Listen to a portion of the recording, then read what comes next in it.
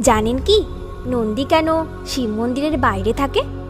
ভগবান শিবের মন্দিরের বাইরে আপনারা এনাকে দেখে থাকবেন। ইনি হলেন নন্দী। আপনি যে কোনো শিব মন্দিরেই যান না কেন, সেখানেই দেখবেন এই নন্দী মন্দিরের বাইরে। যে কোনো ঠাকুরের বাহনকেই দেখবেন এরা ভগবানের সঙ্গে থাকে। যেমন গণেশজির বাহন ইঁদুর, মা সরস্বতীর বাহন হাঁস। এবার প্রশ্ন হলো, ভগবান শিবের বাহন নন্দী শিবের সাথে না থেকে মন্দিরের বাইরে কেন থাকে? এনাকে কি মন্দিরের ভেতরে ঢুকতে দেয়া হয় না? না, একদমই তা নয়। এর কারণ আজ আমি আপনাদের বলবো।